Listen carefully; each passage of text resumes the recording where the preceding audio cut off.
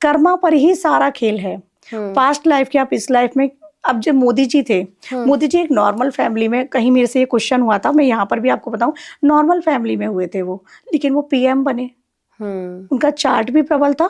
उनके जो कर्मा थे, तो पास्ट लाइफ के कर्मा उनके इतने अच्छे थे जो संचित करके वो यहाँ पर लाए। कर्म 3 प्रकार के होते हैं, संचित, प्रारब्ध, क्रियमाण। तो इतने वो संचित कर्म अच्छे थे जो प्रारब्ध बनकर आए, वो पीएम बने, और तीसरी बारी बने क्योंकि उनके क्रियमाण, वर्तमान जो कर्म है ना, क्रियमाण कर्म होते हैं जो अभी हम कर रहे हैं, वो इतने अच्छे थे। तो कर्मों का बहुत बड़ा रोल है। कितने लोग कर्मों के अनुसार अपना जीवन जीते हैं, मानते हैं, तो उनकी लाइफ ट्रांसफॉर्म हो जाती है। भगवत गीता में स्पष्ट रूप से एक एक उसका श्लोक आप पढ़िएगा। योग, जब वहां पर योग में बताया गया है उन्होंने, तो कितने सुंदर तरीके से प्रभु ने समझाया है, कृष्ण भगवान ने, कि कर्मों का कितना बड़ा रोल है। तो आप कर्मों को सुंदर रखो।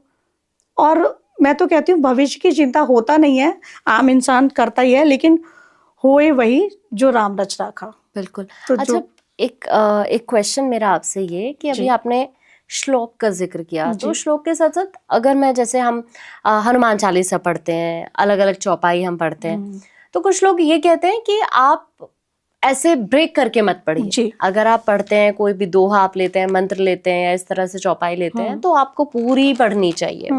या हनुमान चालीसा भी है, तो वो जो दोहे होते हैं अलग अलग से आपको नहीं पढ़ना चाहिए। क्या ऐसा होता है सच में? नहीं, आपको उठना नहीं चाहिए, आसन नहीं छोड़ना है। जब आप पाठ कर रहे हैं ना कोई भी, तो एक आसन पर बैठ कर ही कीजिएगा। अच्छा। हाँ, वो पूरा हो जाए फिर आप उठिएगा। और उठने के बाद एक चीज और बताऊंगी, आसन को फोल्ड करना भी बहुत जरूरी है। अगर आप आसन को फोल्ड नहीं करते हैं, तो आपकी जो एनर्जी है ना, वो इंद्रदेव ले जाते हैं। ओके। भगवान इंद्र जो हैं, आपकी सारी पूजा, सारा तप वो ले जाएंगे। आसन फोल्ड करो, और जो आपके पास जल है, जल में से थोड़ा सा जल वहां डालो। अच्छा, जब आसन फोल्ड करो, क्योंकि ऐसा नहीं करोगे, आपका कई लोग कहते हैं हमने इतना पूजा किया, इतना पाठ किया, हमें तो कोई प्रभाव नहीं मिल रहा, क्योंकि वो सारा इंद्रदेव ले जा रहे हैं। ऐसा शास्त्रों में वर्णित है। तो क्या हम पूजा करते हैं तो पहले आसन लगाना जरूरी होता है? उसी पर बैठकर पूजा? आसन पर बैठकर ही करो। चाहे आप 5 मिनट का जाप कर रहे हो, या फिर आप ज्यादा टाइम, जैसे भी जो भी आपकी ड्यूरेशन है, लेकिन आप आसन बिछाओ। आसन पर बैठकर ही, आसन लगाकर ही जाप करो।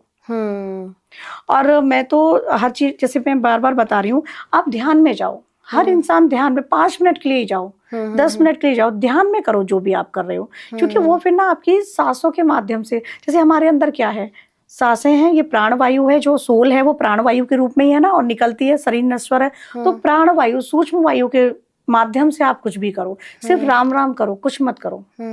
राधा राधा बोलो, जिसको भी मानते हो उसका नाम ले लो, शिव शिव बोलो। आप कोई मंत्र जाप मत करो, पर वो सांसों के माध्यम से, और आप फील करो कि वो जो नाम आप ले रहे हो, वो पूरा आपका ऐसे कवच बनता हुआ आपके यहाँ से मूलाधार से पूरा सहस्त्रार तक जा रहा है। जो आपकी ईड़ा है, जो आपकी पिंगला है, सुषुम्ना है, जो नाड़ियां हैं, इस तरह से कुंडलिनी में जाती हैं वो। तो उस तरह से आप फील करो। जैसे होता है ना, कई बार हम घूमने जाएंगे, पूरा हमारा है ना मैप तैयार हो जाता है कि हम घूमने जाएंगे, ये करेंगे, इमेजिनेशन में सब कुछ चल रहा होता है, ये करेंगे। ठीक वैसे ही इमेजिन करो कि हम जो जाप कर रहे हैं, कि हमारे जो भी शब्द हैं, राम नाम कर रहे हैं, विष्णु नाम ले रहे हैं, माँ ललिता का नाम ले रहे हैं, किसी का भी नाम ले रहे हैं, वो हमारे पूरे कुंडलिनी में जा रहा है, और हमारे ना पूरे चारों तरफ घूम रहा है, चक्र बनकर घूम रहा है, ये चक्र। लेकिन कई बार जब हम ऐसे पूजा करते हैं, ध्यान इधर उधर हो जाता है, कई बार हो जाता है। शुरुआत में होगा, लेकिन जब आप प्रैक्टिस में जाएंगे तो आप फिर शून्य पे चले जाएंगे। आपको खुद नहीं पता होगा कि आप कहाँ बैठे हुए हैं।